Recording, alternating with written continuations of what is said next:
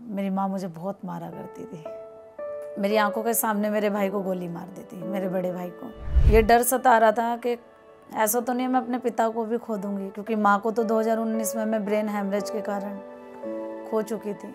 पता नहीं, मुझे आज तक नहीं पता क्या था कैसे था। मैं उस शिवलिंग को पकड़ के और जोर जोर से रोने लगी, इस बात का दर्द के अगर भाई का दोस्त हॉस्पिटल मेरे साथ नहीं जाता हो मेरे भाई को लेके, जिस तरीके से पूजा पाठ और कभी मंदिर जाना, इन सब चीजों पर विश्वास कभी नहीं किया। मैं विश्वास ही नहीं करती। कहते हैं ना, करता करे ना कर सके, शिव करे सो होए, 3 लोक 9 खंड में उससे बड़ा ना कोई।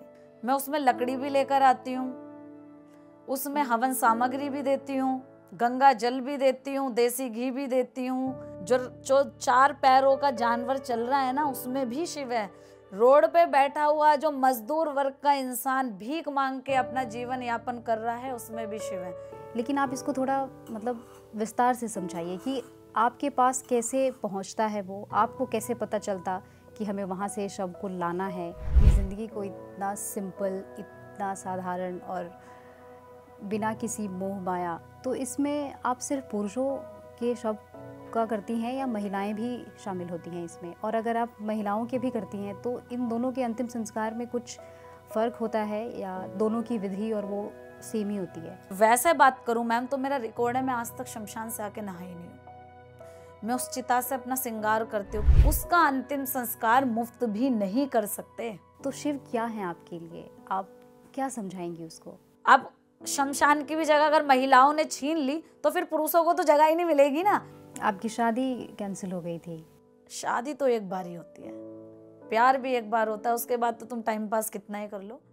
नमस्ते दर्शकों, आज के इस स्पेशल एपिसोड में हमारे साथ एक बड़ी ही कमाल की मेहमान है। एक अलग सोच, एक अलग काम और एक बिल्कुल अलग शुरुआत। 100 नहीं, 200 नहीं, 500 नहीं, हजारों लवारिस शवों का अंतिम संस्कार करने वाली यह लड़की हम सबकी तरह बिल्कुल आम थी, लेकिन इनके कुछ फैसलों ने और इनके हौसले ने इनको एक अलग पहचान दी। आंखों के सामने भाई को गोली मारकर हत्या, इस दुखद घटना से पहले माँ का चले जाना और फिर पिता का अचानक कोमा में चले जाना, और यहीं से शुरू होता है पूजा का सफ़र। आपका बहुत बहुत स्वागत है पूजा। आप जिस तरह की ज़िंदगी जीती हैं, जिस तरह की आपकी लाइफस्टाइल है, इसमें से आपने हमारे लिए टाइम निकाला, आपका बहुत बहुत स्वागत है और आपका बहुत बहुत धन्यवाद। कैसी हैं आप? बिल्कुल भोलेनाथ की कृपा है। कैसा महसूस कर रही हैं अभी? ठीक महसूस कर रही हूँ, अच्छा है। मैं सबसे पहले आपसे ये जानना चाहूँगी कि आपकी माँ के साथ आपका रिश्ता कैसा था? मैं सबसे छोटी बेटी रही हूँ, तो मैं अपनी मम्मी की बहुत लाडली थी। और अगर माँ और बेटी का रिश्ता अगर हम देखें तो मुझे ऐसा लगता है कि माँ और बेटी का रिश्ता इस संसार में सबसे पवित्र रिश्ता होता है और सबसे मजबूत। तो ऐसा ही रिश्ता मेरा मेरी माँ के साथ था। मैं जिद्दी बहुत रही हूँ, मतलब मैं बचपन से जिद बहुत किया करती थी, तो मैं सबसे ज़्यादा अपनी माँ से पिटी हूँ। मेरी माँ मुझे बहुत मारा करती थी क्योंकि मैं जिद करती थी, लेकिन उनके मार में भी वो प्यार था जिसे शायद आज थोड़ा सा मिस करती हूँ। मैं जब आपके बारे में रिसर्च कर रही थी तो सभी लोगों ने आपके प्रोफेशनल लाइफ के बारे में बहुत बातें की। आप क्या काम करती हैं, आप किस तरह से मीडिया में आई, आपका इंस्टाग्राम अकाउंट, आपके सोशल मीडिया के बारे में बहुत बातें हुई हैं। आज आप अपने पर्सनल लाइफ के बारे में कुछ बताइए। आप कहाँ से हैं, आपके परिवार में कौन कौन हैं, आपने कितनी पढ़ाई की है? जी मैम, अगर मेरी एजुकेशन की बात करें तो I have done my BSW and MSW। इसके अलावा मेरा HIV एड्स पे फैमिली एजुकेशन पे डिप्लोमा कोर्स रहा है। सेवा में आने से पहले मेरा सपना जज बनने का था, तो मैं LLB सेकेंड ईयर में थी जिस वक्त मेरा भाई मुझे छोड़ के गया, तो मैंने उसको ड्रॉप आउट करके और मैं सेवा में आई हूँ मैम। और इसके अलावा अगर मेरी लाइफ की बात करें, अगर इससे पहले की लाइफ की बात करें, तो मैं भी एक आम लड़की थी। घूमना, मूवी देखना, मुझे झरने बहुत पसंद है, नदियाँ बहुत पसंद है, और मुझे मतलब हरियाली से मैं बहुत ज़्यादा प्रेम करती हूँ। तो ऐसी जगहों पे महीने या 2 महीने में छुट्टियां लेकर जाना, घूमना, तो ऐसा मेरा जीवन रहा है। मतलब अगर बहुत लोकल शब्दों में अगर मैं व्याख्या करूं पूरा, तो मनमौजी, इस तरीके से मेरी ज़िंदगी थी 2022 से पहले। जी। जी। आपने अभी कहा कि आपके भाई के जाने के बाद आपने सेवा की शुरुआत की, हाँ जी। और तो बताइए कुछ अपने भाई के बारे में, क्या हुआ था उनके साथ? मैम, मैं दिल्ली के एक नंद नगरी इलाके से आती हूँ, जो कि दिल्ली का नॉर्थ ईस्ट इलाका है, जिसको हम बैकवर्ड एरिया भी लोग उसको कहते हैं। एक छोटे से झगड़े में मेरी आंखों के सामने मेरे भाई को गोली मार दी थी, मेरे बड़े भाई को, और मेरी किसी ने मदद नहीं करी थी। मैंने लोगों से भीख मांगी थी कि मेरे भाई को हॉस्पिटल ले चलो। मेरी चीख पुकार सुन के जब मेरे भाई का दोस्त आया, जब हम उसको हॉस्पिटल लेके गए, तो वहाँ डॉक्टरों ने उसको मृत घोषित कर दिया। तो उस वक्त इतनी हिम्मत नहीं बची थी कि मैं किस मुंह से अपनी 90 साल की बूढ़ी दादी को या किस मुंह से अपने पापा को बताऊं कि भाई इस दुनिया में नहीं रहा। तो मैं अपने भाई के शव को छोड़ के और जहाँ उसकी हत्या हुई वहाँ आ गई थी, क्योंकि भाई की हत्या एरिया में हुई थी, लोगों को पता चल गया था। जब इस बात का मेरे पापा को पता लगा तो वो कोमा में चले गए थे, वो ये सदमा बर्दाश्त नहीं कर पाए थे। वो वक्त आज भी मेरे सामने एक फिल्म की तरह है कि जब मेरे भाई का शव मेरे घर आया तो कोई मर्द उसका अंतिम संस्कार करने वाला नहीं था। उस वक्त मैंने अपने सर पे पगड़ी बांधकर अपने बड़े भाई का अंतिम संस्कार किया था।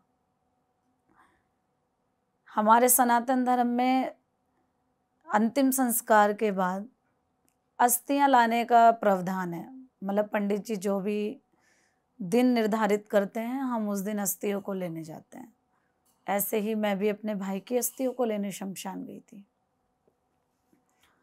2-3 दिन हो गए थे, रोई नहीं थी, आंखों में आंसू नहीं थे, क्योंकि ये डर सता रहा था कि ऐसा तो नहीं मैं अपने पिता को भी खो दूंगी, क्योंकि माँ को तो 2019 में मैं ब्रेन हेमरेज के कारण खो चुकी थी।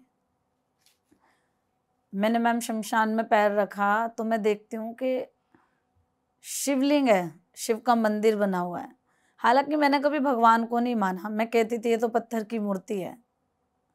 मैंने कभी उतना जिस तरीके से पूजा पाठ और कभी मंदिर नहीं, जाना, इन सब चीज़ों पर विश्वास कभी नहीं किया। मैं विश्वास ही नहीं करती, उस वक्त तक नहीं करती थी। लेकिन कहते हैं कि कोई ताकत है जो इस संसार को चला रही है, और एक ना एक दिन वो अपनी मौजूदगी तुम्हें जरूर दर्शा देती है। ऐसा ही वो दिन मेरे साथ हुआ। पता नहीं, मुझे आज तक नहीं पता क्या था, कैसे था। मैं उस शिवलिंग को पकड़ के और जोर जोर से रोने लगी, और जैसे एक हारी हुई बेटी अपने पिता से शिकायत करती है ना, मैं ऐसे बाबा से शिकायत कर रही थी कि बाबा कसूर क्या था।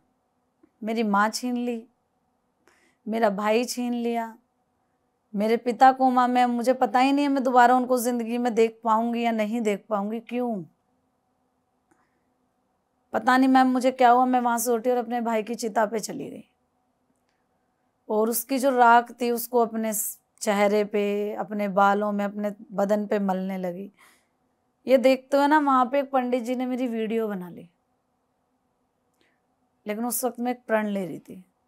वो प्रण ये था कि आज के बाद जहां तक पूजा शर्मा जा पाएगी, मैं किसी शव को तो लवारिस नहीं रहने दूंगी।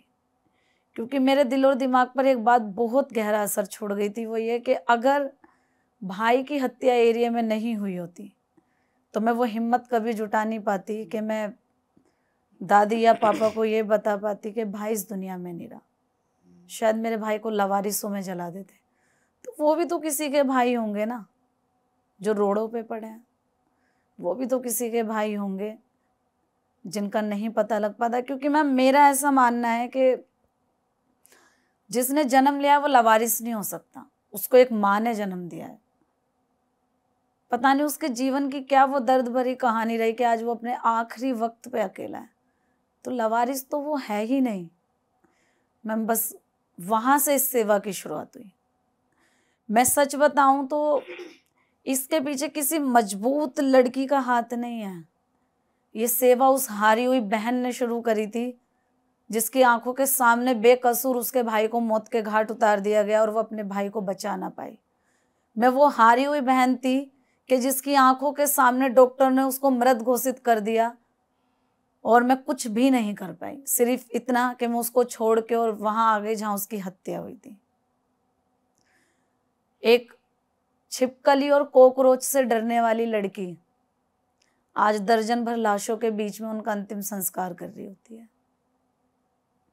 ये शायद शिव की लीला है, भोलेनाथ ने मेरा हाथ पकड़ा और मुझे ये सेवा दी, और शायद मैं भोलेनाथ का ये एहसान ताउम्र नहीं भूल पाऊं, क्योंकि शायद वो अगर मेरा हाथ ना थामते तो हो सकता है मैं अपने भाई के हत्यारों को मार के आज खुद जेल की सलाखों के पीछे होती, या हो सकता था मैं डिप्रेशन में चली जाती, या हो सकता था मेरी कोई और राह हो जाती।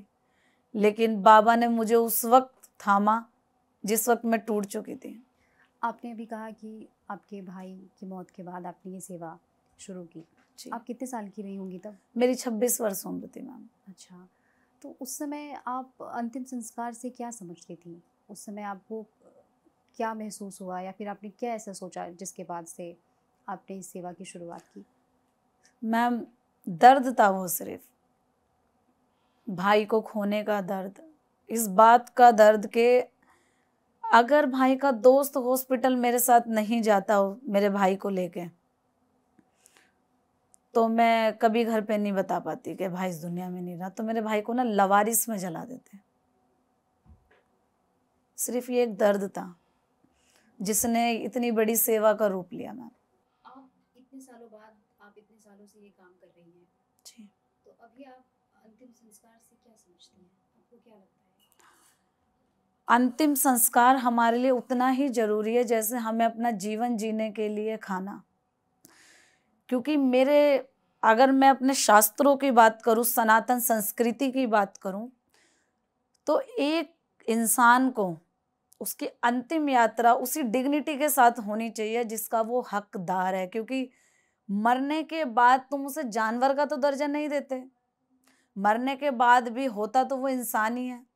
और जो उसका आखिरी सफर है, हमारे सनातन संस्कृति के हिसाब से अगर देखा जाए, हमारे ग्रंथों और वेदों के अनुसार अगर देखा जाए, हम वैदिक पुराणों की अगर व्याख्या करें, तो उसमें क्लियर लिखा है कि जो जीवन हम जी रहे हैं ना, उससे ज्यादा मजबूत जीवन वो है जो मरने के बाद होता है।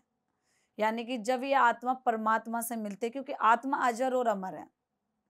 तो अंतिम संस्कार जो है, ये अगर शुद्ध शब्दों में मैं इसकी व्याख्या करूं तो ये जैसे शरीर में एक रीढ़ की हड्डी होती है ना, ऐसे जीवन की रीढ़ की हड्डी है अंतिम संस्कार, जो कि तुम्हें धरती से परलोक तक का सफर करवाती है, जो कि मंत्रों के अधीन है, जो कि पंच तत्वों में विलीन होने के अधीन है। इसलिए हमारे समाज में, हमारी संस्कृति में, हमारे सनातन धर्म में अलग ही अंतिम संस्कार का उल्लेख है, जिसके लिए हमारी जो है, अगर मैं गरुड़ पुराण की बात करूं तो जिसमें मृत से लेके सब कुछ लिखा हुआ है, और उसमें ही हमारे अंतिम संस्कार से रिलेटेड हर एक चीज की जो है व्याख्या की हुई है। मैम, आपने वेद को पढ़ा, पुराणों को पढ़ा? नहीं, बिल्कुल नहीं पढ़ा, उतना नहीं पढ़ा, लेकिन अच्छा, जानकारी रखती हैं आप? नहीं, जानकारी उतनी भी नहीं रखती, लेकिन आप चाहिए भोलेनाथ का आशीर्वाद समझ लीजिए, जब से मैं सेवा में आई हूँ, पता नहीं मुझे कहाँ से इन चीजों की जो है अपने आप ही जानकारी होती चली गई, मुझे नहीं पता। कहते हैं ना, करता करे ना कर सके, शिव करे सो होए, तीन लोक नौ खंड में उससे बड़ा ना कोई। जब तीन लोक और नौ खंड का वो मालिक है जिसने मेरा हाथ पकड़ लिया, तो मुझे लगता है वेद और पुराण की जानकारी तो मुझे खुद ब खुद हो गई। और आप अपनी ज़िंदगी से और एक चीज़ ऐसा क्या सीखी जो आपको अपनी ज़िंदगी को इतना सिंपल, इतना साधारण और बिना किसी मोह माया, इन सब चीज़ों के बिना जीने के लिए प्रेरित करता है? मुझे प्रेरित करता है मैम, जब मैं पहली बार शमशान गई ना, तो मैंने देखा वहां पे वीआईपी फर्नेस थी। तो मुझे लगा, मतलब जब मुझे इतनी जानकारी नहीं थी, मुझे लगा कि शायद वीआईपी फर्नेस में या वीआईपी कल्चर के तहत या फूल माला लगाने के बाद जो मरते हैं या जलते हैं, शायद उनका एक अलग स्थान होता होगा। मैंने भोलेनाथ से बातें करनी शुरू करी। मैं जल चढ़ाती और घंटों बैठ जाती और बाबा से बातें करती।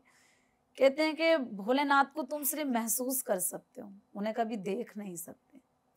और महसूस आप उन्हें तभी कर सकते हैं जब आप अपनी अंतरात्मा से उन्हें पुकारें।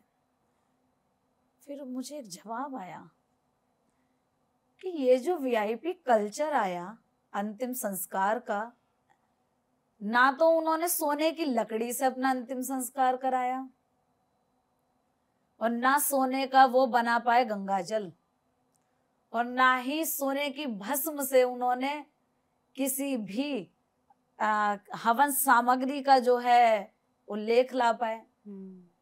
तो फिर वीआईपी अंतिम संस्कार का फायदा क्या है? भाई एक मजदूर मरता है, मैं एक लवारिश शव का अंतिम संस्कार करती हूँ।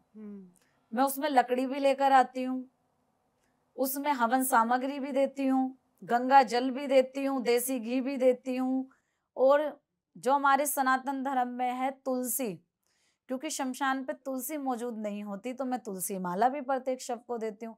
तो अब आप ये बताइए, एक अमीर और एक गरीब के अंतिम संस्कार में फर्क कहाँ बचा? कोई फर्क नहीं है। सच्चाई तो यह है कि आज जो लोग खुद को अमीर और करोड़पति समझकर गुमान करते हैं, मरने के बाद वो अपने नाम पर 6 गज तो क्या 1 गज जमीन भी नहीं लिखवा पाएंगे। जिस जगह पर वो जलेंगे, दूसरे दिन उनकी अस्थियां उठने के बाद, उस राख पर झाड़ू मारने के बाद वहां पर हो सकता है कोई मजदूर जलेगा। तो ये सिंपलिसिटी वहां से आई। जब जलना एक तरीके से है, जाना एक जगह है, वही प्रावधान है, वही मंत्र है, वही पंडित है, वही गंगा जल है, वही लकड़ी, वही हवन सामग्री, वही तुलसी मिलनी है, तो फिर आप गुमान किस बात का कर रहे हैं? और हो सकता है कि एक अमीर गरीब जो व्यक्ति है ना, वो उसके लिए तो फिर भी कोई रोने को होगा, लेकिन जब तुम मरोगे ना, तो तुम्हारे बच्चे इस बात के लिए लड़ रहे होंगे कि बाप की प्रॉपर्टी ज्यादा कौन लेगा। और हो सकता है आपने देखा होगा न्यूज चैनलों में अभी 2024 के अंदर कितनी वीडियो वायरल हुई थी। एक माता जी थी जो कि लकड़ियों पे पहुंच गई, चिता जल गई, लेकिन चिता पे वो घंटों भर जो है अपने अंतिम संस्कार का इंतजार करते रहे, क्योंकि बच्चे वहां पे बैठ के लड़ रहे थे कि प्रॉपर्टी कौन लेगा। तो तुमसे तो अच्छा वो गरीब है, कम से कम उसके अपने उसके लिए रो तो रहे हैं। तुम्हारे तो अपने इंतजार कर रहे हैं कि तुम मरो, चिता पे लेटो और हम वहां पर लड़ें कि प्रॉपर्टी और पैसा किसके नाम होगा। तो ये जो सरलता है, ये जो सादगी है, ये वहां से आई।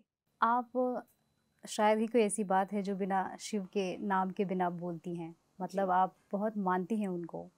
आपसे कोई एक अनजान आदमी ये पूछे, या फिर जो इंसान ज़्यादा शिव के बारे में नहीं जानता है या शिव को उतना नहीं मान पाया है या उस तरीके से महसूस नहीं कर पाता है, तो शिव क्या है आपके लिए? आप क्या समझाएंगी उसको?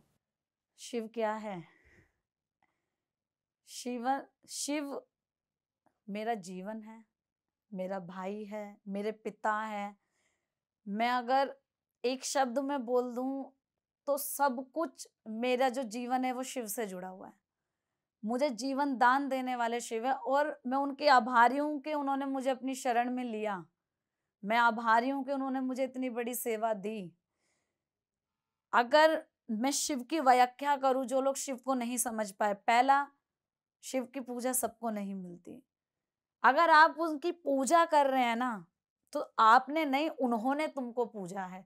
शिव को वो शख्स समझ पाएगा जो पशुओं के लिए जिसके मन में दया होगी, जानवरों के लिए जिसके मन में दया होगी, इंसानों को जो एक रूप में समझता होगा, जिसके अंदर ना पाखंड होगा, जिसके अंदर ना दिखावा होगा, वो शिव को समझ सकता है। शिव आप में शिव है, मुझ में शिव है, धरती में शिव है, आसमान में शिव है। जो 4 पैरों का जानवर चल रहा है ना, उसमें भी शिव है। रोड पे बैठा हुआ जो मजदूर वर्ग का इंसान भीख मांग के अपना जीवन यापन कर रहा है, उसमें भी शिव है। कण कण में शिव है, इस पत्ते में शिव है, क्योंकि शव ही शिव है। शव आपको भी बनना है और मुझे भी बनना है। तो शिव किसमें नहीं है? शव कौन नहीं बनता? एक चिड़िया भी शव बनेगी ना, बिल्कुल। एक जानवर भी शव बनेगा, इंसान भी शव बनेगा, इस धरती पर जो जीती जागती चीज है उस सबको शव बनना है। एक दिन पेड़ भी मुरझाएगा और उसको भी शव बोला जाएगा। शव ही शिव है। शिव तो अपने आप में ही अपरंपार है। उनकी तो व्याख्या करना मतलब उनके बारे में बताना ही बहुत बड़ी बात है। उनके बारे में हम बता भी नहीं सकते। अनंत से आदि काल तक शिव ही शिव है। हम जिसे समझ रहे हैं वो शिव है, हम जिसे ना समझे वो भी शिव है। समुद्र की गहराइयों से लेकर आसमान की ऊंचाइयों तक सिर्फ इस संसार में शिव के सिवा कोई है ही नहीं। शिव वो हैं। जी।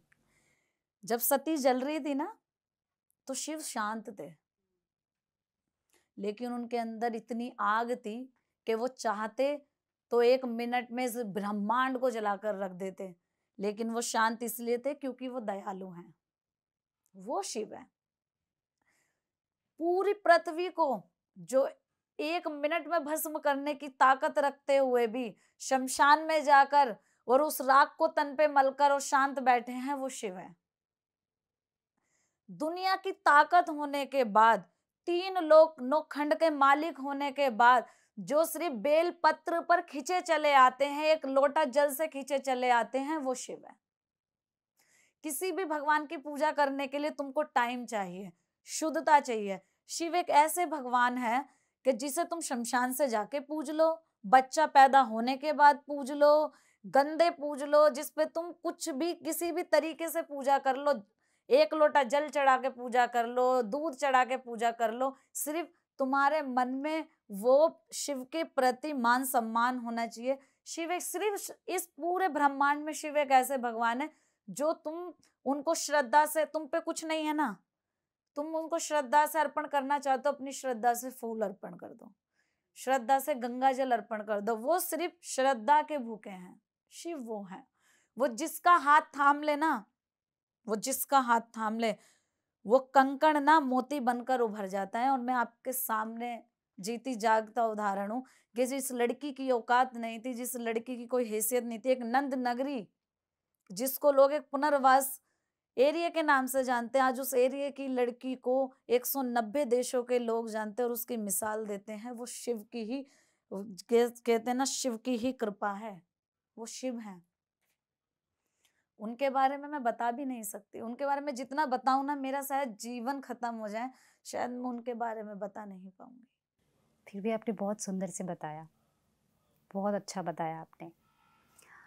मैं अब आपके काम के बारे में थोड़ा बात करूँगी। जी। जैसे हम रिसर्च करते हैं या आपके बारे में जब पढ़ते हैं या आपके वीडियोस देखते हैं, तो हमें तो बस वीडियोस में इतना दिखता है कि आप कहीं हैं जहाँ पर बहुत शव रखे हैं आसपास और आप जी। उसका अंतिम संस्कार कर रही हैं। लेकिन आप इसको थोड़ा मतलब विस्तार से समझाइए कि आपके पास कैसे पहुँचता है वो, आपको कैसे पता चलता कि हमें वहाँ से शव को लाना है, या इसकी क्या प्रक्रिया है? आपका कोई कॉन्टैक्ट नंबर है या कोई ऐसा ईमेल है जिससे आपको लोग इन्फॉर्म करते हैं कि यहाँ पर ये बॉडी है? तो आपका ये जो काम है उसका पूरा प्रोसेस कैसे होता है? जी मैम, बहुत अच्छा आपने सवाल पूछा। दिल्ली शहर में हमारी 4 मुफ्त एम्बुलेंस चलती है, जो कि पुलिस, लोकल अथॉरिटी और हॉस्पिटल के संपर्क में रहती है। शवों को हॉस्पिटल मोर्चरी से शमशान तक लाना वो मुफ्त होता है। उसी के जरिए, क्योंकि एम्बुलेंस पे हमारे नंबर्स होते हैं, सोशल मीडिया पे हमारी वीडियोस होती हैं जिसमें हमारे कॉन्टैक्ट नंबर होता है, उसके थ्रू लोग हमको जो है संपर्क करते हैं। उसके बाद जो प्रक्रिया है वो प्रॉपर, ऐसा कोई भी शव नहीं होता जिसका जो है लिखित तौर पर कोई भी दस्तावेज सरकारी डिपार्टमेंट के पास ना हो। जो भी शव है उसका प्रॉपर पोस्टमार्टम होकर आता है, प्रॉपर अखबारों में उनकी जो है फोटो निकलती है। पूरा जब पुलिस प्रशासन अपनी तरफ से पूरी हर एक कोशिश कर लेती है एक शव के बारे में पता लगाने के लिए कि उसके परिवार का कुछ पता लग जाए। जब 1 से 2 महीने या 15 दिन या 20 दिन अगर नहीं शव का पता लग पाता है, फिर उसको जो है लावारिस घोषित किया जाता है। उसके बाद फिर प्रक्रिया शुरू होती है उसके अंतिम संस्कार की, उसके पोस्टमार्टम की। हमारी संस्था Bright the Soul Foundation Bharat सरकार द्वारा रजिस्टर्ड संस्थान है, जो कि पिछले 3 वर्षों से निरंतर कार्य कर रही है दिल्ली और दिल्ली एनसीआर के अंदर। मैं अब तक 5,000 से ज़्यादा उन लावारिस शवों का अंतिम संस्कार कर चुकी हूँ जिनका इस दुनिया में कोई नहीं है, या किसी भी कारण जिनके परिवार का पता नहीं लग पाया। इसके अलावा मैम एक हमारी एम्बुलेंस है, वो मजदूर लोग, जैसा कि आप जानते हैं कि दिल्ली एक मेट्रो सिटी है, यहाँ पर दूर दराज इलाकों से लोग इलाज कराने आते हैं, जैसे बिहार, झारखंड, उत्तराखंड, उत्तर प्रदेश और भी अन्य जगह हैं। यहाँ आके उनकी मृत्यु हो जाती है। इलाज के दौरान मृत्यु होने के बाद उनके पास उतना पर्याप्त पैसा नहीं होता कि वो अपने परिवार के शव को जो है गांव वापस लेकर जा पाए। उस केस में हमारी एक परमानेंट एम्बुलेंस है जो कि उन परिवार वालों के शवों को उनके गांव तक फ्री ऑफ कॉस्ट पहुंचाती है। एक शव को पहुंचाने में मैम 40 से 50,000 का खर्चा आता है डीजल का। वो अब तक पिछले 3 वर्ष और 3 महीने के भीतर हमारी संस्था ब्राइट द सोल फाउंडेशन 500 से ज्यादा परिवार के शवों को उनके घर तक पहुंचा चुकी है, उनके गांव तक पहुंचा चुकी है। इस तरीके से ये सेवा चलती है। हमारे कोई लगे बंधे डोनर नहीं है, ये सेवा स्वयं शिव की कृपा से चलती है। जिस चीज की हमें जरूरत हो, मैं शमशान में खड़े होके भोलेनाथ को बोल देती हूँ और यकीन कीजिए दूसरे दिन वो चीजें अपने आप आनी शुरू हो जाती है। मुझे नहीं पता कैसे आएगी, मुझे नहीं पता कहाँ से आएगी। मेरी अगर आप वीडियो भी सोशल मीडिया पर देखेंगे तो मैं सिर्फ अपनी सेवा की वीडियो अपलोड करती हूँ कि मैं इस दिन हरिद्वार जाऊंगी अस्थियां लेकर, आप मेरी इन चीज में मदद कर सकते हैं। अपने आप वो चीजें होती हैं, भोलेनाथ अपने आप रास्ता बनाते हैं और अपने आप पिछले 3 सालों से ये सेवा निरंतर चलती हुई आ रही है। ये सब शिव की ही कृपा है। ये सेवा कभी पैसों की वजह से नहीं रुकी। जी, मैं आपसे ये जानना चाहती हूँ कि जैसे कि आपने बोला कि बाहर से लोग आते हैं जिनकी मौत हो जाती है यहाँ पर, फिर आप उनकी मदद करती हैं या तो उनके बॉडीज़ को उनको घर भेजकर, अगर इस तरह की व्यवस्था नहीं हो पाई है तो आप यहाँ पर अंतिम संस्कार करती हैं। हाँ जी, बिल्कुल। हाँ, तो इसमें आप सिर्फ पुरुषों के शव का करती हैं या महिलाएं भी शामिल होती हैं इसमें? और अगर आप महिलाओं के भी करती हैं तो इन दोनों के अंतिम संस्कार में कुछ फ़र्क होता है या दोनों की विधि और वो सेम ही होती है? जी हाँ, मैं आपको एक कड़वा सत्य बताऊं आज। पिछले 3 साल 3 महीनों में अगर मैं अपने एक्सपीरियंस की बात करूं तो महिलाओं को डेड बॉडी जो है मुश्किल से मुश्किल 2% होती है। इसमें 98% पुरुषों की डेड बॉडी की संख्या ज्यादा होती है। इसका रीजन नशा करना, एकमात्र मैं रीजन अगर दूं, उदाहरण दूं, तो उसकी सबसे बड़ा जो उदाहरण है वो है नशा। दूसरा जो आपका सवाल है, अंतिम संस्कार की जो प्रक्रिया है वो महिला हो या पुरुष हो, वो दोनों की सिमिलर होती है। उसमें किसी भी तरीके का कोई अलग प्रावधान नहीं होता।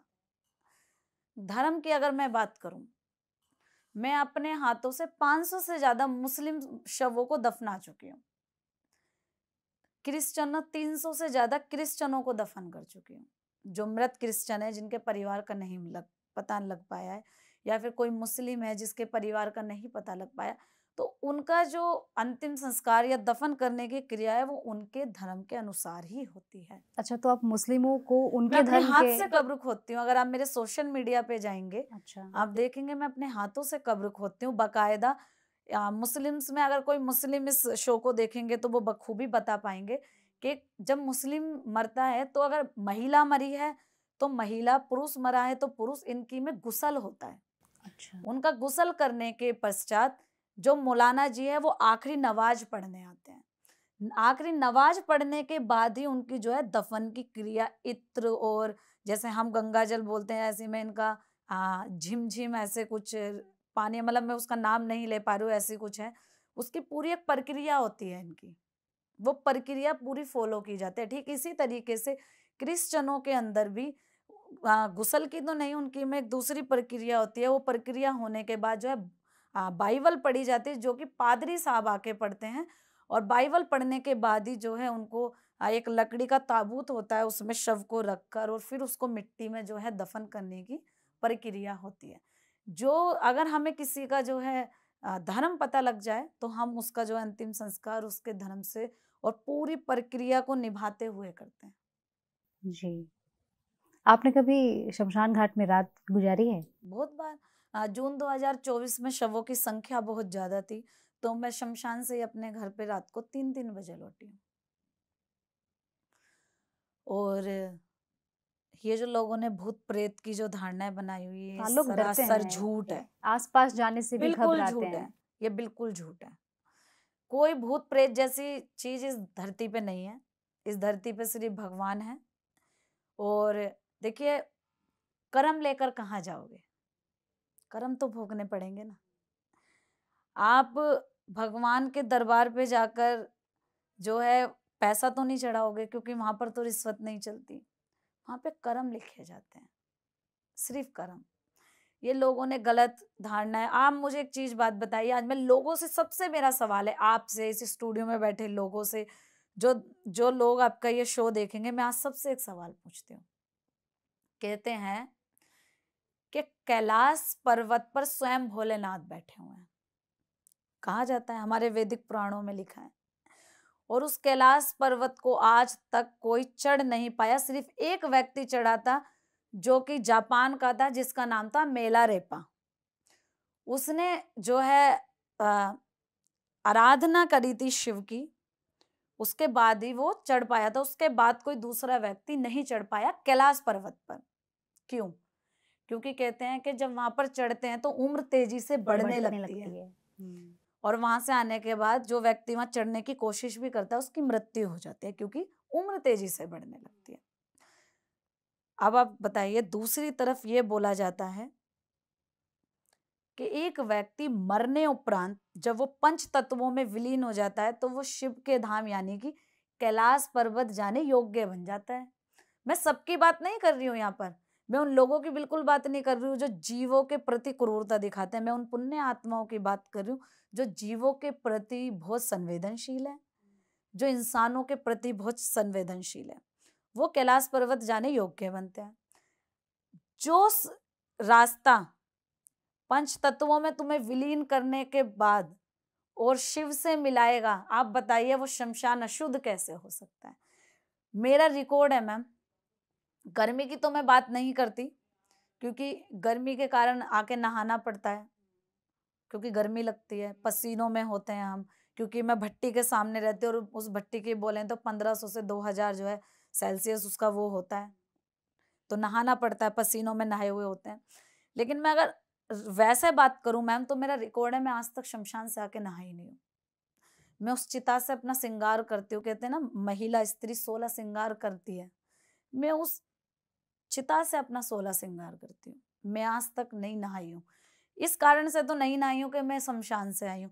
मैं नहाकर तो शमशान गई हूँ, लेकिन वहां से आके कभी नहीं नहाई। हाँ, गर्मी के कारण मैं नहाई हूँ, क्योंकि पसीने में भीगे होते हैं, खुद से स्मेल आती है तो नहाते हैं। लेकिन ये कारण नहीं होता कभी भी कि शमशान से आके मुझे नहाना है। जी। आप जो ये काम कर रही हैं, इस पूरे जो पूरी प्रक्रिया है, हाँ जी। इसमें आपको किस तरह की प्रॉब्लम्स होती है? मतलब कुछ ऐसी चीज़ें भी होती होंगी जो आपको परेशान करती हैं, या इस काम को करने में बीच में बाधा बनती है? क्योंकि ये इतना आसान नहीं है। ये सुनने में जितना आसान लग रहा है, ये उतना आसान है नहीं।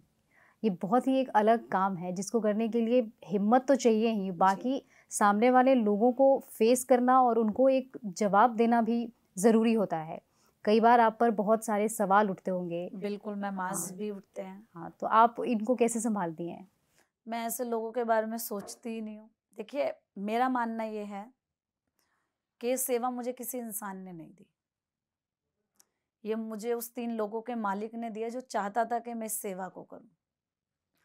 तो जब तक वो चाहेगा, इंसानों की तो हैसियत नहीं कि वो मुझसे इस सेवा को छीन सके या मेरे किसी भी सेवा में रुकावट ला सके। लेकिन हाँ, कठिनाइयों की, फंड की बहुत ज़्यादा हमें प्रॉब्लम हो जाती है कभी-कभी, क्योंकि एक शव में देखिए 4 एम्बुलेंस चलती है, तो 4 ड्राइवर भी हैं, उनकी तनख्वाह भी है, क्योंकि उनको भी अपना पालन-पोषण करना है, बच्चे पालने हैं, परिवार पालना है। और जो वो एम्बुलेंस है, वो पानी से बिल्कुल नहीं चलती, उसके अंदर पेट्रोल और डीजल भी डलता है। और जब शव को जलाते हैं तो लकड़ियों का भी इंतज़ाम करना पड़ता है, हवन सामग्री, कफ़न, देसी घी, कपूर भी लगता है। तो फंड्स की कई बार प्रॉब्लम हो जाती है हमें, सामान की कई बार हमें प्रॉब्लम हो जाती है। लेकिन लोग जुड़े हुए हैं, सोशल मीडिया पे जुड़े हुए हैं, लोग हमें 10, 20, 100, 50, 5, 1 रुपए के रूप में मदद करते हैं, जो भी, उससे ये सेवा चलती है। और दूसरा ये देखिए, अगर कठिनाइयाँ नहीं आएंगी तो फिर जीवन कैसा? कहते हैं ना कि जिस दिन तेरी जिंदगी की कठिनाइयाँ खत्म हो गई, समस्याएं खत्म हो गई, तो समझ ले तू मर गया। एक मुर्दे को तुम जला दे तो क्या वो चिल्लाता है? लेकिन अभी हमारे को कोई मारे तो हम चिल्लाएंगे, हमें दर्द होगा, क्योंकि हम जीवित हैं। और जब तक हम जिंदा हैं तब तक हमारे जीवन में कठिनाइयाँ आएंगी, और वो कठिनाइयाँ सिर्फ हमें मजबूत करने के लिए आती हैं।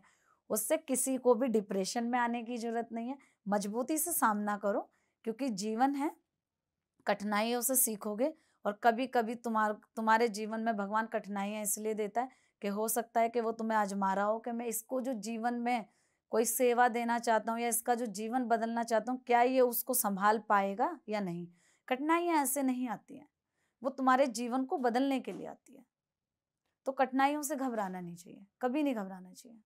आपको डर नहीं लगता कभी ये सब करने में, या इस प्रक्रिया को करने में कभी कुछ ऐसा हुआ हो जिसने आपको हिला कर रख दिया, या एक अलग एक्सपीरियंस दिया, या आपने कुछ अलग महसूस किया हो? जी तो उसके बारे में कुछ शेयर। हाँ मैम, बहुत से ऐसे केस होते हैं। एक बुजुर्ग थे जिनकी डेथ हो गई थी करोल बाग नेहरू पार्क के पास। नेहरू पार्क में एक कोठी में, तो जब बदबू आई, पुलिस वहां पहुंची, गेट तोड़ा गया, तो उनके बच्चों का नंबर निकाला, तो बच्चों ने उनका अंतिम संस्कार करने से मना कर दिया। बहुत दर्दमयी लगा, क्योंकि जरा सोचिए कि एक माँ बाप ताउम्र अपने खून पसीने की कमाई से एक बच्चे को पढ़ाते हैं, विदेशों में भेज देते हैं या एक अच्छी पोस्ट पर भेजते हैं कि आज हमारा बच्चा पढ़ लिख कर कुछ बनेगा तो कल को हमारा बुढ़ापा जो है अच्छा बीतेगा। और जब वो बच्चे उनका अंतिम संस्कार करने के लिए भी मना कर दे, तो जरा सोच कर देखिए कि वो जो समय है वो कितना भव्य, कितना भयानक और कितना दर्दमयी होता होगा। ठीक उसी तरीके से जरा सोच कर देखिए कि हमारे समाज के अंदर, हमारे हिंदुस्तान के अंदर एक गरीब व्यक्ति जो मर जाता है, उसका अंतिम संस्कार मुफ्त भी नहीं कर सकते। एक गरीब व्यक्ति जिसका कोई अपना मर गया, मैम मैं आपको सच बता रही हूं कि जब किसी गरीब का अपना मरता है ना, तो उसकी आंखों में आंसू भी नहीं होते हैं, इस डर से कि मैं इसको, इसके कफन का और लकड़ी का और इसको दफन करने की क्रिया का इंतजाम कहां से करूंगा। क्योंकि वो जानता है कि इसके लकड़ी के लिए, इसके अंतिम संस्कार के लिए मुझे कम से कम 4 से 5 हजार रुपए चाहिए, जिसके पास खाने के लिए रोटी नहीं है। इस समाज के अंदर, हमारे देश के अंदर गरीब मर भी नहीं सकता, क्योंकि मरने से पहले उसको यह सोचना पड़ेगा कि वो लकड़ियों का इंतजाम कहां से करेगा। वो जो दृश्य है वो बहुत भयानक होता है, बहुत भयानक। मेरी आत्मा मेरे से सवाल पूछ लेती है। मेरा जो आने वाला, अगर मैं बात करूं कि अगर मेरे भोलेनाथ की कृपा रही, लोगों का सपोर्ट रहा, या मेरे इस इंटरव्यू को सुनने के बाद कोई ऐसा शख्स मेरे सामने आ जाए जो मेरा सपोर्ट करे, तो मैं पहला ऐसा शमशान घाट बनाऊंगी जो बिल्कुल मुफ्त होगा, जहां पे तुमको 1 रुपए की भी जरूरत नहीं होगी। ये मेरा आने वाली फ्यूचर प्लानिंग है। और मुझे अपने भोलेनाथ पर पूरा भरोसा है कि एक दिन और बहुत जल्द मैं वो शमशान घाट बना कर रहूंगी। फिर उसके बाद कोई गरीब ये नहीं सोचेगा कि यार मैं मर जाऊंगा तो मेरा अंतिम संस्कार कैसे होगा। मैं बोलूंगी मैं हूं, तुम चिंता मत करो, मैं हूं तुम्हारे लिए। बस मैं उस दिन का सपना देख रही हूँ, ये मेरा जीवन का बहुत बड़ा सपना है मैम। और आई होप, और होप नहीं, मैं जानती हूँ कि बहुत जल्द पूरा होगा। मेरे भोलेनाथ इसे जरूर पूरा कराएंगे। जरूर। आप अपने भाई की मौत के बाद आपको याद है आपने सबसे पहला अंतिम संस्कार किसका किया? हाँ जी मैम, बिल्कुल। नेपाल के रहने वाले थे, वो मजदूर वर्ग के थे। मैंने उनका फर्स्ट टाइम अंतिम संस्कार किया था 16 मार्च 2022। तो जब आप पहली बार शव को लाने गई तो आपको लोगों ने इस बात को से सहमत थे कि एक लड़की? मेरे तो सामने शमशान पे पंडित डंडे लेके खड़े हो गए थे कि तुम हमारे धर्म में अंतिम संस्कार कैसे कर लोगी? हमारे सनातन धर्म में तो महिलाएं दाह संस्कार कर ही नहीं सकती। और जो लोग ये देखेंगे, मैं उन्हें क्लियर कर दूं कि हमारी सनातन धर्म से जुड़ी हुई किसी भी धार्मिक किताब में कहीं भी उल्लेख नहीं है कि महिलाएं अंतिम संस्कार नहीं कर सकती। गरुड़ पुराण में क्लियर शब्दों में लिखा हुआ है कि पहली संतान अंतिम संस्कार कर सकती है।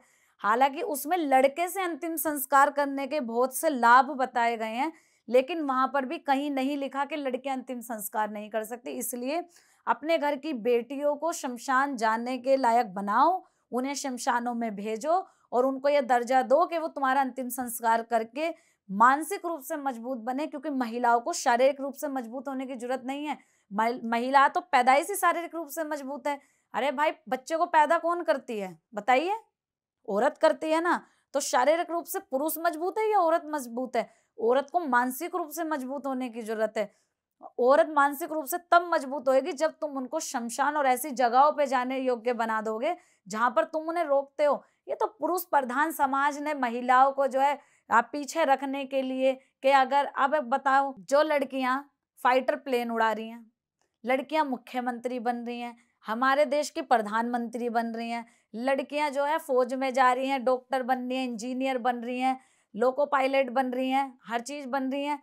अब शमशान की भी जगह अगर महिलाओं ने छीन ली तो फिर पुरुषों को तो जगह ही नहीं मिलेगी ना।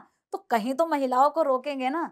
तो फिर धर्म का सहारा ले लेते हैं। हालांकि धर्म में कहीं नहीं लिखा कि महिलाएं अंतिम संस्कार नहीं कर सकती। अंतिम संस्कार करने की बात तो बहुत दूर है, लोग तो ये अनुमति नहीं दे पाते कि वो अंतिम संस्कार जहाँ जिस जगह पे हो रहा है वहां पर वो तो जाएं। फिर आने वाले 10 साल बहुत खतरनाक है इस समाज के। ये मैं नहीं बोलती, मैंने तो एक डॉक्टर का पढ़ा था आज से 6 महीने पहले के जो आने वाला टाइम में लड़के कम पैदा होंगे, लड़कियां ज्यादा पैदा होंगी। आपने भी पढ़ा होगा, आप भी चैनल से हैं। मैंने तो पढ़ा था, देखा था, किसी चैनल पर ही मैं देख रही थी। तो जब आने वाले टाइम में लड़के ज्यादा पैदा नहीं होंगे, लड़कियां पैदा होंगी, तो तुम्हारा अंतिम संस्कार कौन करेगा? सड़ोगे फिर। भाई देखो, आज मेरी उम्र 29 साल है। 7 जुलाई को मैं 29 की होके 30 में लग गई। आने वाले 10 साल क्या मैं इतनी मजबूत रहूंगी? मेरी उम्र तो मेरे को जवाब देगी ना। भाई जिस तरीके से मजबूती के साथ आज मैं 29 या 30 साल की उम्र में सेवा कर रही हूँ, मैं आने वाले 39 या 40 साल की उम्र में नहीं कर पाऊंगी। मुझे किसी के सहारे की जरूरत पड़ेगी। तो जब तुम अपने घर की महिलाओं को, बच्चियों को शमशान में नहीं भेजोगे, अंतिम संस्कार नहीं करने दोगे, तो फिर कौन है? तुम्हारी जो बॉडी है वो सड़ेंगी। तो आने वाले जो 10 या 20 साल बाद है, भयानक होंगे समाज के लिए, इस देश के लिए, अगर यही चलता रहा तो। देख लेना आप। पिता के साथ कैसा रिश्ता है और अभी आपके पिताजी कैसे हैं? लोग कहते हैं भगवान नहीं है, कहते हैं, लेकिन मैं कहती हूँ मुझे नहीं पता इस धरती पे कोई भगवान है या नहीं, लेकिन मैं कहती हूँ शिव है, शिव है और शिव है, जिसका जीता जागता मैं उदाहरण आपके सामने बैठी हूँ। मैं इस सेवा के बल पर, इन पुण्य आत्माओं की दुआओं के बल पर आज मेरे पिता बिल्कुल स्वस्थ और मेरे सामने हैं, और जो मेरी सेवा में मेरे को इतना पुश करते हैं, इतना मोटिवेट करते हैं कि आज मैं बिना रुके इस सेवा को कर पा रही हूँ। और मैं कहती हूँ कि मेरी दादी और मेरे पिता जैसे ग्रैंड मदर और मेरे पापा जैसे हर एक परिवार में ऐसे जो है बुजुर्ग होने चाहिए, ताकि लड़कियां मजबूत बन सके। घर से पूरा सपोर्ट मिलता है? बहुत सपोर्ट, बहुत सपोर्ट। मेरी दादी मुझको इतना सपोर्ट करती है कि अगर मेरे घर आके कोई ये बोल देना कि आपकी बेटी की तो शादी नहीं होगी, मेरी दादी कह देती है उसको शादी की जरूरत ही नहीं है, वो किसी आदमी से कम है क्या? वो किसी को ब्याह के घर ले आएगी, वो इतनी मजबूत है। मेरी दादी मुझे बहुत सपोर्ट करती है। मेरे ऐसी पापा ही मुझे बहुत महिलाएं सपोर्ट हैं करते जो बाकी दूसरी महिलाओं को बहुत मजबूत बनाती हैं। बिल्कुल। और आपके शो पे मुझे बताते हुए बड़ा दुख हो रहा है कि मेरी सेवा के रास्ते में पुरुषों से ज्यादा महिलाएं आई हैं। मुझ पे अगर गलत टिप्पणी करी है तो वो ज्यादातर महिलाओं ने करी है, पुरुषों ने तो फिर भी मेरे को जो एक्सेप्ट किया। महिलाएं ही महिलाओं को आगे आने से रोकती हैं। ये बहुत कड़वा सत्य है, पर सत्य है, ये सत्य है। मैं जब आपके बारे में कल रिसर्च कर रही थी तो मैंने एक जगह पढ़ा कि आपकी शादी कैंसिल हो गई थी, या हाँ, आप अपने लव लाइफ के बारे में कुछ बताइए अगर आप कंफर्टेबल हैं तो। थी मेरी।